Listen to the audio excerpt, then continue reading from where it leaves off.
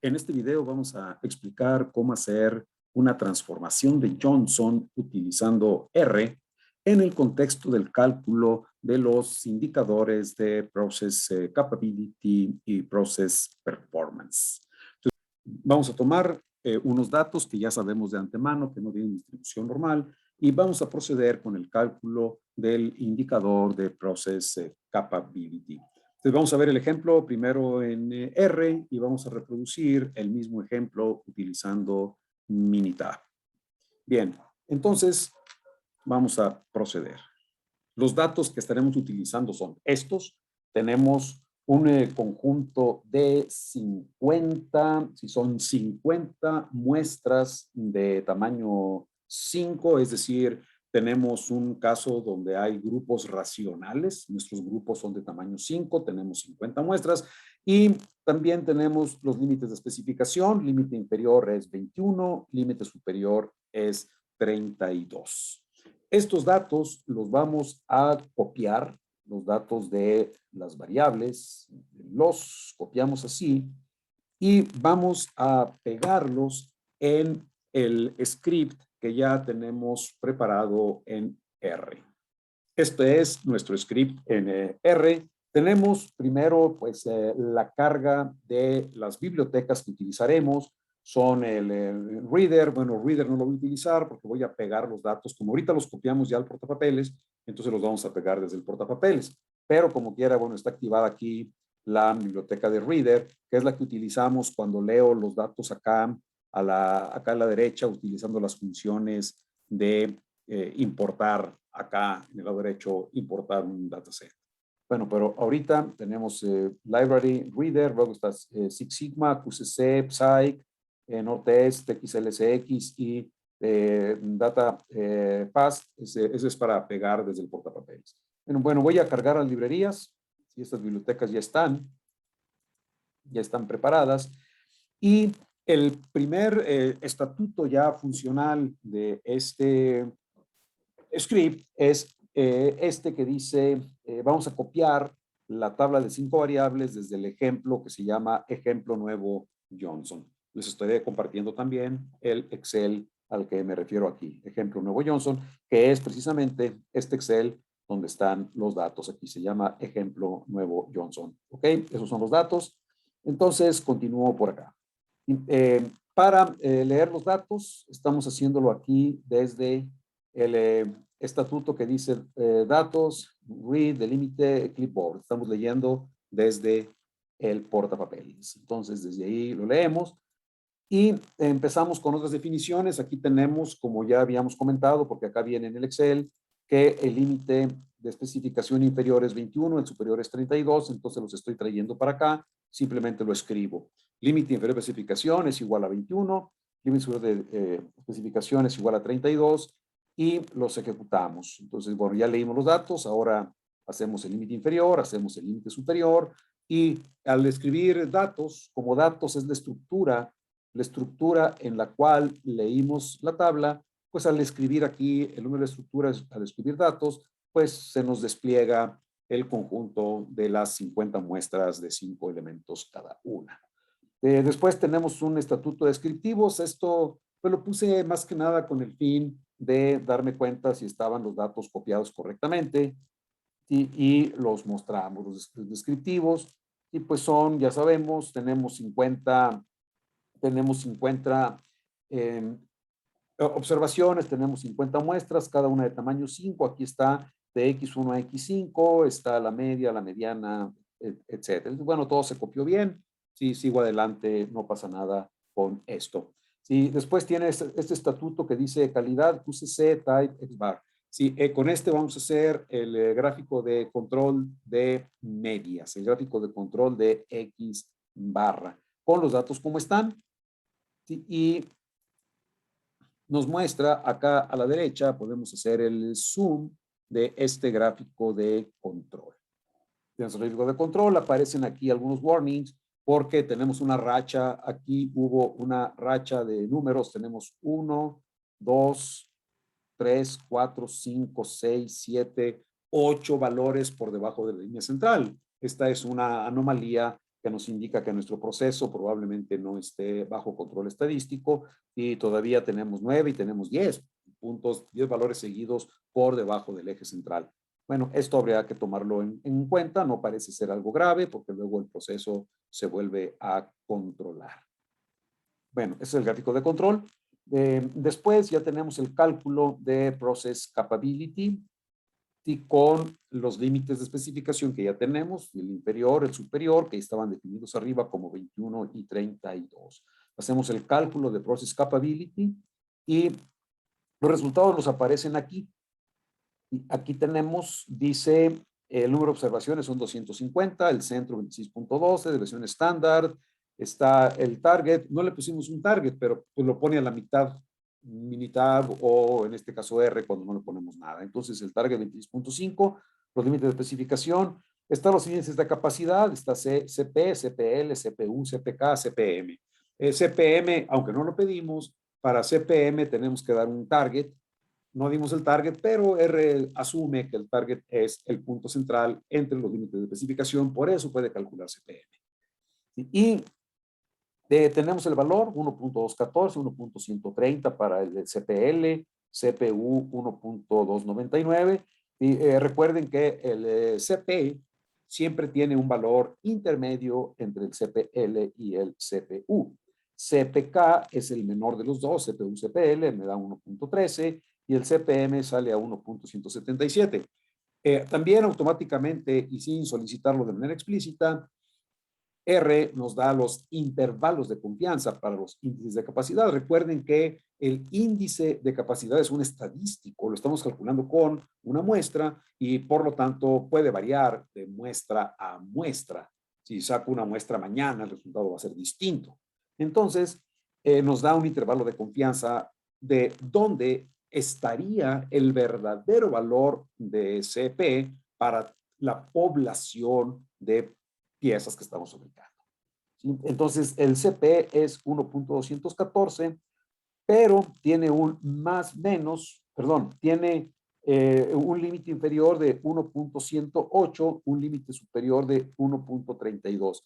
Dice aquí 2.5 y 97.5 porque tenemos un intervalo de confianza del 95% para el CP. Entonces, el intervalo de confianza del 95%, pues tiene una cola de 2.5 en la izquierda, una cola de 2.5 a la derecha, por eso aparecen aquí, así, los límites.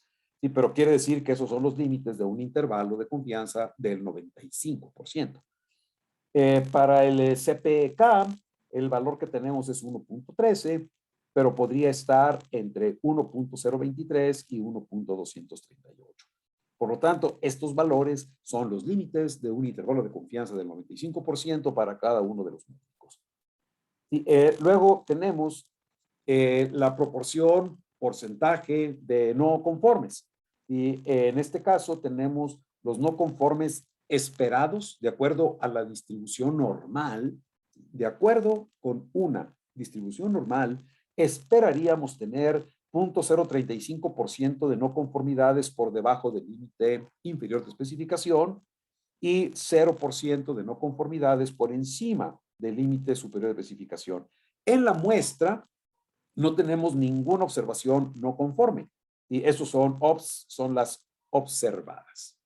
Bueno, recuerden que estos valores esperados de no conformidades se calculan bajo el supuesto de una distribución normal. Veamos si lo que hemos visto hasta el momento con estos cálculos es válido o no. Entonces vamos a ver si se cumple el supuesto de normalidad.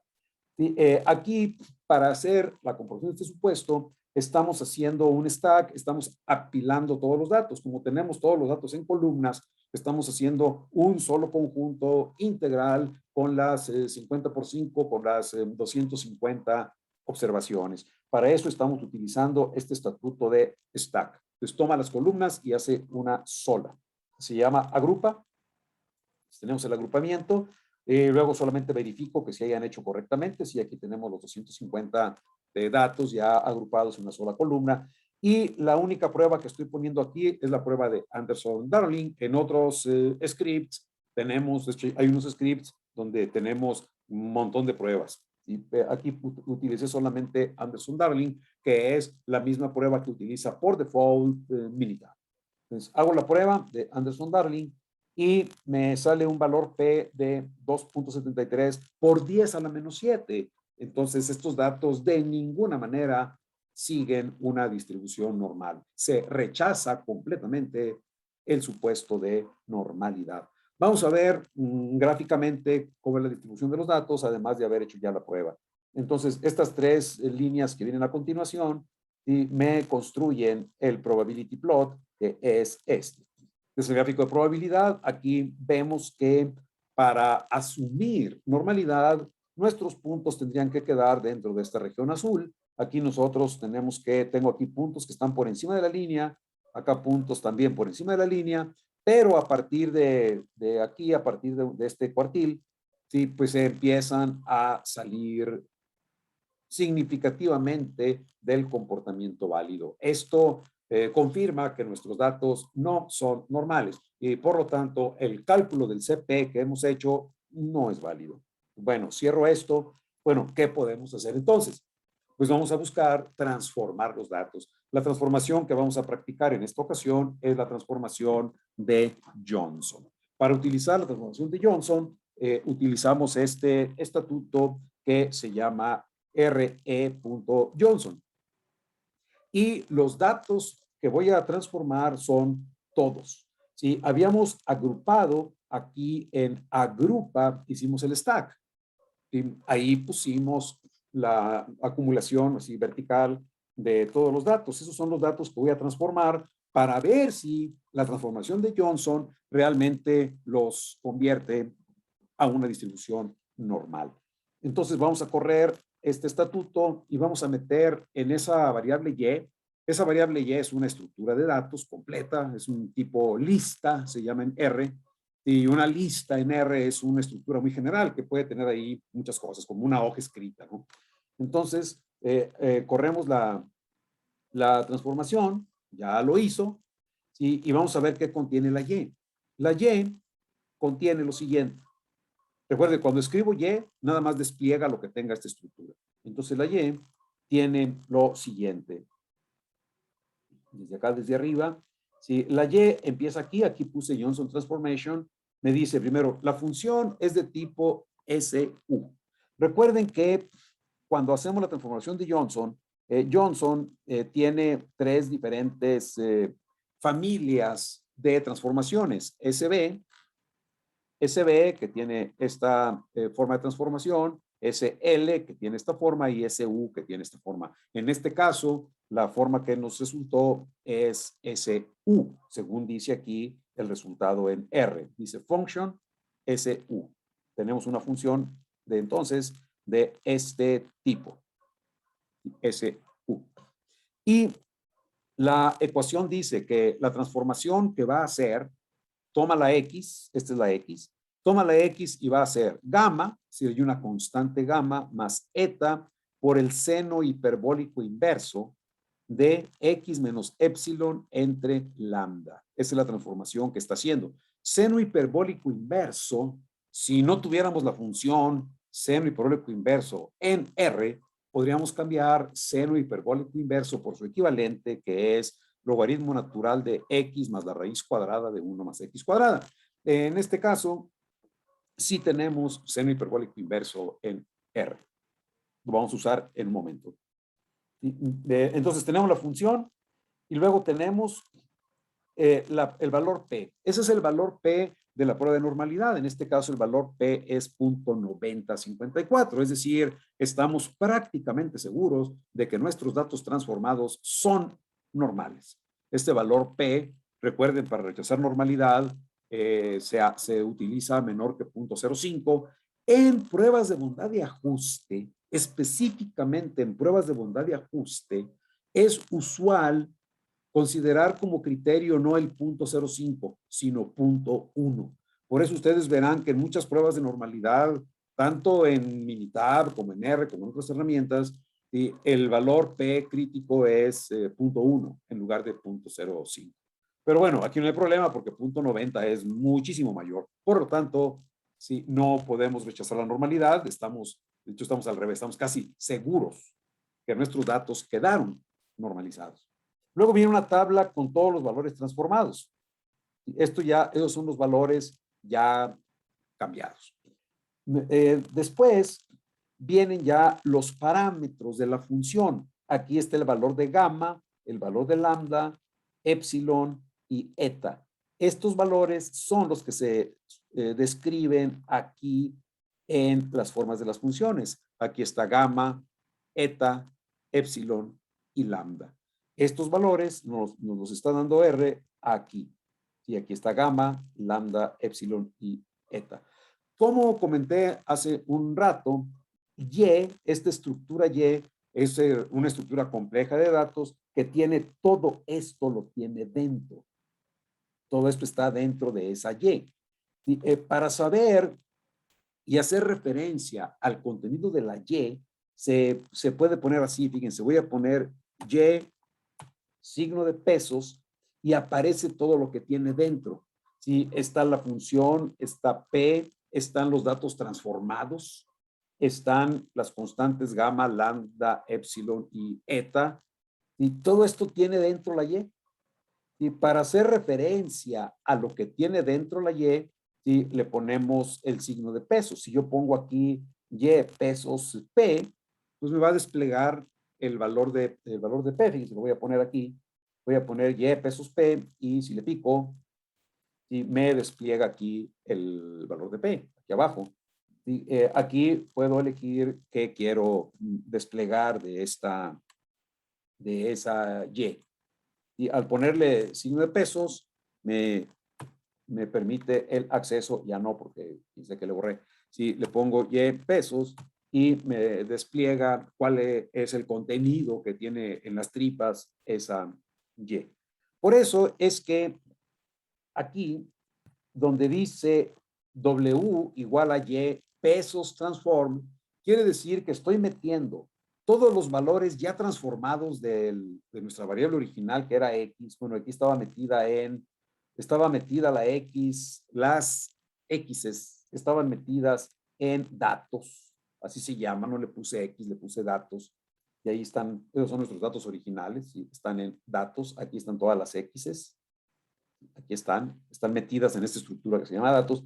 Bueno, de la misma manera, al poner aquí el transform, pues ya están todos los datos originales, están ahora transformados en esta estructura. Al poner W igual a Y transform, quiere decir que voy a meter todos los valores transformados en una variable que se llama W.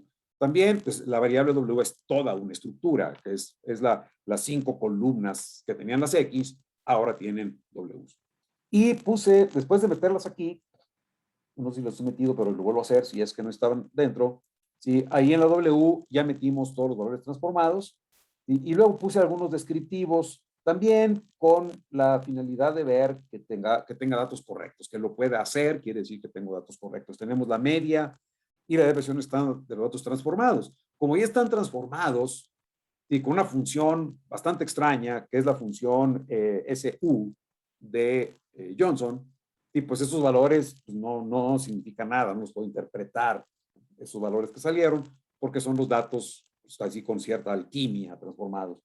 Bueno, vamos a ver si funcionó la transformación. Entonces ponemos la prueba de Anderson-Darling y me da un valor P de 0.9054. Ya sabíamos que nos iba a dar un valor de P muy alto porque habíamos antes puesto el valor de P, por acá lo había pedido anteriormente. Aquí estaba el valor de P. Cuando le puse Y pesos P para que me desplegara P, esto quiere decir que la prueba que está haciendo por default R es la prueba de Anderson-Darling. ¿Sí? Al hacer aquí, me da el estadístico Anderson-Darling y el valor P.9054, lo que me asegura que los datos son normales. Y vamos a hacer las grafiquitas. ¿Sí? Es la grafiquita de QQNorm, QQLine y QQPlot. Y esta es la gráfica resultante. Vemos que todos nuestros puntos, aún los más extremos, quedaron dentro de la zona azul, indicándome que todos nuestros datos que están ahí siguen una distribución normal. Por lo tanto, podemos proceder tranquilamente con los cálculos que vienen a continuación. ¿Qué hice a continuación? ¿Sí? Voy a calcular, para poder calcular CP, recuerden que en el CP y en el PP utilizamos los límites de especificación. ¿Sí? Por ejemplo, el CP es límite superior menos límite inferior entre 6 veces la sigma de corto plazo estimada. Y entonces necesitamos los límites. Pero como estamos transformando todos los datos, también necesitamos transformar los límites. Entonces, lo que estoy haciendo aquí a continuación en los siguientes estatutos es precisamente transformar los límites. Tengo límite inferior transformado y límite superior transformado. ¿Cómo los estoy transformando? Pues con la función de Johnson, en este caso SU. Recuerden que supe que era SU porque cuando desplegué la Y por primera vez, aquí me dice function SU. Yo sé que estoy utilizando la función SU.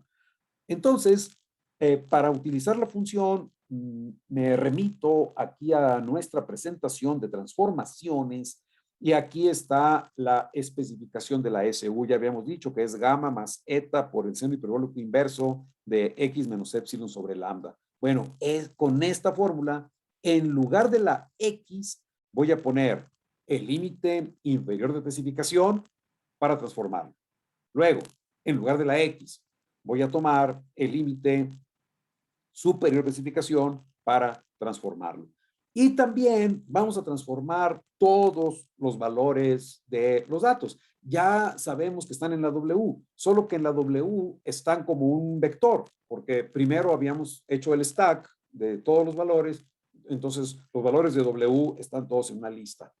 Y como tengo todos los valores en una lista y yo quiero volver a agruparlos, entonces en lugar de utilizar algunos mecanismos de R para una lista, convertirla una lista que estaba con stack para hacer el on stack, para desestackearlo. Entonces, pues más fácil, yo lo que hice, bueno, si tengo los datos originales en una estructura que se llama datos, pues los voy a convertir todos y me quedan igual las columnas. Entonces, eso es lo que voy a hacer con esta fórmula. Vayamos a R y aquí se ve lo que estoy haciendo. Primero está el límite inferior transformado, así se va a llamar esta variable. ¿Qué hicimos? Pues es gamma más eta que multiplica al seno hiperbólico inverso de x menos epsilon entre lambda. Eso fue lo que hice aquí, solo que en lugar de la x pues puse límite inferior de especificación. Y el seno hiperbólico inverso es a sin h. Recuerden que las funciones trigonométricas inversas son arco. Es arco, coseno, arco, tangente, arco, secante. Y arco, ¿por qué? Porque estamos sacando el ángulo a partir del valor de la función trigonométrica. Entonces es arco. Para abreviar, muchísimos softwares utilizan la A. En lugar de poner arc sin o arc tan, ponen A. Entonces es A seno, es arco seno. A tan es arco tangente, o sea, tangente inversa. Entonces aquí A sin es arco seno o seno inverso. Y la H es hiperbólico. Entonces, esto es A sin H, es seno hiperbólico inverso, que es la función que viene ahí en Johnson. Entonces, este es el límite inferior. Para el límite superior, pues es la misma fórmula, sí, gamma menos eta por el seno hiperbólico inverso de x menos epsilon entre lambda. Y esa es la función, simplemente traducida aquí para tomar los valores que ya tenemos de la función de Johnson. Hacemos eso, y hago el límite transformado y que me lo muestre. Luego el límite superior transformado y que me lo muestre. Entonces ya me mostró el límite inferior, límite superior. Y en el siguiente estatuto dice XJ, le puse XJ porque son las X de Johnson, es decir, las X transformadas. ¿Qué fue lo que hice? La misma función, ¿sí? Gamma más zeta por el seno hiperbólico inverso, pero aquí puse datos. Al meter ahí datos, que es una estructura, es mi estructura de las 5 columnas originales de X, al poner ahí datos, pues R agarra todos esos datos y los va a meter a una estructura que se llama XJ, las X de Johnson. Entonces, esto es muy compacto, muy práctico en R. ¿Por qué? Porque hago la operación sobre toda la estructura. Allá R por dentro pues estará haciendo bolas para hacer cada una de las operaciones. Pero aquí yo simplemente pongo datos. ¿Por qué? Porque en datos es donde están mis datos originales, de acá que los leí. Si desde que leímos lo que copié de Excel, seleccioné la tabla en Excel, le puse control C y luego aquí ya le puse en datos, metí lo que leí del clipboard, entonces en datos quedaron metidas esas 5 variables. Bueno, aquí están, entonces lo metemos ahí en XJ y también para asegurarme que está correcto, este es el conjunto de datos ya transformados, XJ.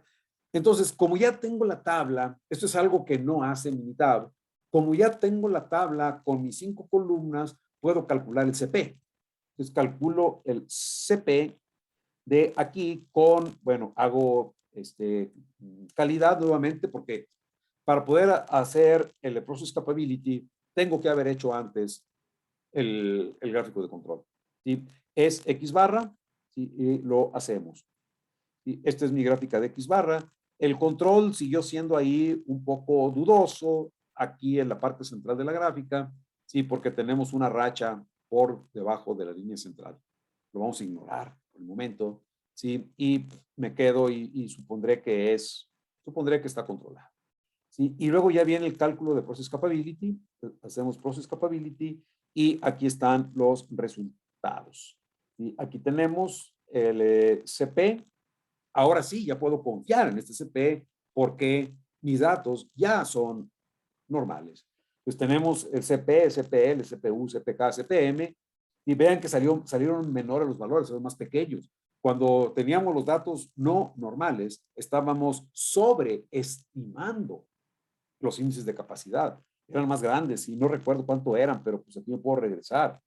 Y me puedo regresar y vemos, donde está el cálculo, aquí están, vemos que todos me salían mayores que 1.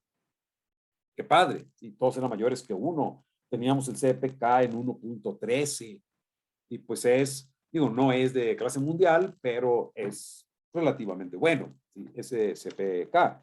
Si vemos que nuestros valores esperados de no conformes pues no eran tan altos. ¿Sí? Sin embargo, una vez que normalizamos los datos, pues nos damos cuenta que vivíamos engañados al calcular el anterior CP. ¿Por qué? Porque pues ahora lo que tenemos es tenemos los mismos datos, número de observaciones, etcétera, pero los índices vemos que son menores que 1. El único que rebasó el 1 fue el CPL, pero pues el CPK es el más pequeño, pues me dio 0.81 y el CPM me da 0.88. ¿Sí? Esto es ya realista porque ya transformamos nuestros datos. ¿Sí? El gráfico de CP aquí se ve muy empalmado, pero si le ponemos zoom, se ve un poquito más claro. Ese es el gráfico, los límites de especificación, etcétera. Eso es para XJ, es decir, para los datos ya transformados con Johnson. Y los resultados, bueno, no me meto tanto en ellos. Aquí están el número de no conformes esperado por debajo del límite inferior, por encima del límite superior, y me va a dar 0.73. Ya la suma de los dos de no conformes me da 0.73. Sí, que esto al hacerlo en ppm son, bueno, no sé, mejor no hago la cuenta, deben ser como, no sé, 7,000 o 70,000, sí, ppm. Bueno, entonces, así nos queda.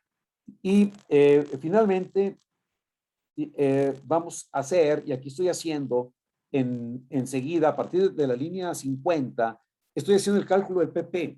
¿Sí? ¿Cómo estoy haciendo el cálculo del PP? Bueno, para hacer el cálculo del PP, voy a tomar todos los datos, pero ya en lista, o sea, como quedaron una vez que hice el stack, para hacer el cálculo de process capability de largo plazo, o sea, el process performance.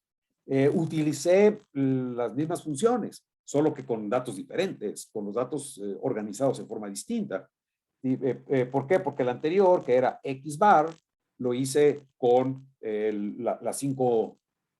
los 5 especímenes por cada muestra. Entonces teníamos 50 grupos, cada uno de 5 elementos. Utilizamos el gráfico de control de X barra y con esos datos hicimos el process capability. Pero aquí para hacer el cálculo del PP, estoy tomando los datos verticales, o sea, una sola columna de datos sin considerar que hay grupos. Y entonces estoy cambiando el tipo de gráfico por el gráfico de valores individuales, que es xbar.1, xbarra.1. Y de esa manera ya no tengo grupos, o sea, tengo los datos, todos los datos en una sola columna, y los habíamos metido en W. Por eso aquí estoy haciendo este cálculo con los datos que están en W. Ahí están todos verticales. Entonces es W, con esos datos hago el cálculo, y este es el resultado del process performance, es el resultado del PP. Y aunque aquí se llama CP, pues yo sé que utilicé los datos en una sola columna y con rango móvil, entonces es PP. Es el cálculo del PP. También nos da el PPK.85, pues también menor que 1, nos salió prácticamente en esto, como son muchos datos, resulta ser prácticamente el mismo valor, muy parecidos los de PP y CP.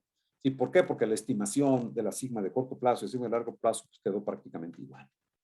Bueno, entonces esto es lo que me da como resultados, y ya finalmente este estatuto es opcional. Aquí yo quise guardar los datos los datos de XJ, es decir, toda la tabla ya transformada con Johnson en este Excel, y pues con esto los guarda. Así es como está. Bueno, vamos a ver cómo haríamos esto mismo, pero en Minitab. Pues me voy a Minitab, voy a abrir aquí un Minitab, está por aquí, y ya pegué los datos, y aquí hice un poquito de trampa, y aquí están ya los datos pegados. Ya me los traje del Excel hacia acá. Nomás que no se me olvide cuáles eran los límites de especificación. Los límites son 21 y 32, ¿ok? Entonces me regreso a Minitab y vamos a hacer el cálculo. Entonces voy a empezar de cero, como si no supiera el comportamiento que tienen los datos. Entonces me voy a estadísticas, herramientas de calidad. Me voy a ir directamente a Capability Six-Pack. No vamos a hacer el análisis detallado. Recuerden que en análisis de capacidad normal, aquí me sale más información. El reporte es más completo que cuando me voy directamente al Six-Pack. Me voy al Six-Pack, ¿sí? Y tengo distribución normal. Los datos están en subgrupos de X1 a X5, y los límites de especificación son, ¿para qué los vi si los olvidé otra vez? Pero son 21 y 32. Son 21 y 32. Entonces, me voy aquí, vamos a ver dónde los dejé. Aquí es 21 el límite inferior, 32 el límite superior. Sí, transformar, ahorita los voy a hacer primero sin transformación, los datos tal y como están. Sí, y hay una cosa importante que no es crítica, pero es importante desde el punto de vista de práctico, y desde el punto de vista de los lineamientos que se tengan en una organización, en una empresa. Sí, me refiero a lo siguiente. Aquí en estimar, sobre todo aquí en estimar tenemos diferentes opciones para hacer las estimaciones. Por ejemplo, para la versión estándar de corto plazo, nosotros hemos utilizado, cuando lo hacemos en Excel, por ejemplo, pues yo utilizo, porque es muy frecuente, el utilizar R barra sobre D2 para estimar la sigma de corto plazo. Entonces, si yo pongo aquí R barra, sí, va a ser la estimación de R barra sobre D2, pero también puedo hacerlo con S barra o con la versión estándar agrupada. Sí, que este es el pool, standard deviation. Sí, esto es cuando tengo un tamaño de subgrupo mayor que 1, como es nuestro caso, que tenemos tamaño de subgrupos de tamaño 5, utilizaríamos esto. Sí, y también ustedes saben que tenemos una constante, por ejemplo, la constante C4, para hacer un ajuste para eliminar el sesgo, es decir, para tener un estimador insesgado. Puedo utilizar las constantes o no. Pues normalmente utilizamos las constantes, pero esto ocasiona que el cálculo del CP y del PP me dé resultados ligeramente diferentes. ¿Sí? No es grave, es así, si un proceso no cumple con especificaciones, pues si me va a dar un CP, me va a dar malo, pues me va a salir malo independientemente de cuál sea la estimación, cuál sea el proceso de estimación de la sigma. Cuando un proceso tiene un excelente desempeño, pues me va a dar un CP y un PP excelentes independientemente del proceso de estimación de la sigma. Pero sí debemos estar atentos porque me da resultados diferentes. Y no voy a obtener resultados coincidentes si utilizo un procedimiento u otro procedimiento. ¿Cómo se debe aplicar? ¿Cuál es el deber ser? Bueno, no hay un deber ser. Creo que el deber ser es lo que tenga negociado el área de calidad hacia el interior de la planta o lo que tenga negociado la planta con sus clientes. Y si los clientes le piden que le entregue los reportes basados en R barra, pues hay que hacerlo con R barra. Si está basado en la de versión estándar agrupada, pues es estándar agrupada. Yo lo voy a dejar aquí, le voy a dejar lo que tenía R barra y estos dos hacia abajo.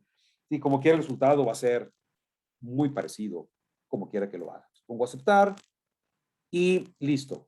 Este Capability Six Pack se llama así porque me permite, bueno, son 6 gráficos, 6 resultados, pero me permite ver en este mismo reporte si el proceso está bajo control o no y también para verificar la normalidad de los datos.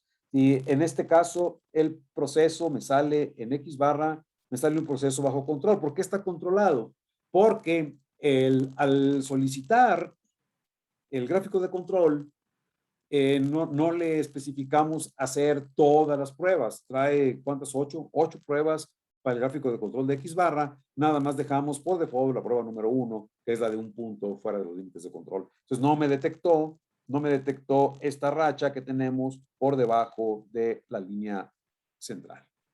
Y que también podría ser un indicador de pérdida de control. Bueno, aquí no es tan importante porque los datos, al verificar normalidad, vemos que los datos definitivamente no son normales. Aquí tenemos una forma de bigotes. Si aquí hay un bigote, vemos que este es como un bigote así de domador de leones, ¿no? Y aquí está así el bigote y el valor P de la prueba de Anderson-Darling pues me da menor que 0.005. O sea, definitivamente se rechaza la normalidad. Entonces ya ni veo el resto de los resultados. ¿Sí? Sabemos que me va a dar los PPs y CP mayor que 1, pero pues no es cierto. Entonces vamos a hacer la transformación. Para hacer la transformación me voy a otra vez estadísticas, herramientas de calidad, Capability Six Pack, normal, pero en transformar, ahora sí voy a elegir transformación de Johnson. Transformación de Johnson y aceptar. Lo demás lo dejo igual, aceptar. Y esos son los resultados con la transformación de Johnson. Y aquí tenemos que en este caso, tanto el gráfico de X barra como el gráfico de rangos se encuentran controlados y están dentro de control estadístico. Tenemos el histograma también para observar la normalidad y el gráfico de probability. Este gráfico y la prueba me indican que ahora la probabilidad es 0.905, igualito como habíamos obtenido la prueba de Anderson-Darling utilizando R. Entonces estamos seguros de que estos datos transformados siguen una distribución normal. Y los valores del PP me da 1 y PPK 0.84. Cuando utilizamos la transformación de Johnson, el resultado que nos da Minitab es siempre PP. Y siempre me da PP y PPK. Y no hace la reagrupación para calcular CP. Entonces, ese es el resultado que nos da. Pues aquí ya está el resultado 0.84 que pues se parece, casi coincide con el que teníamos en R. Y me da 6.349 partes por millón. En R me salían alrededor de 7.000, ¿sí? 7.000 ppm. Ese es el resultado, pues, de factores de redondeo y sobre todo de la forma en la que se haya estimado la sigma de corto o de largo plazo. Y aquí también aparece arriba aparece la función de transformación de Johnson. Aquí tenemos gamma, este es gamma, este es eta, ¿sí? Este es epsilon y este es lambda. ¿Sí? Esos valores pues deben coincidir con los que tenemos en R. Fíjense, por ejemplo, el valor de gamma es menos 0.997.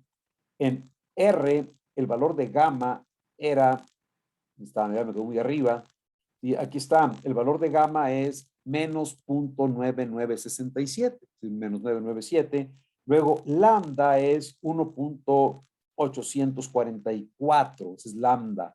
Acá en Minitab, la lambda sale 1.845. Es la misma función, la transformación es exactamente la misma.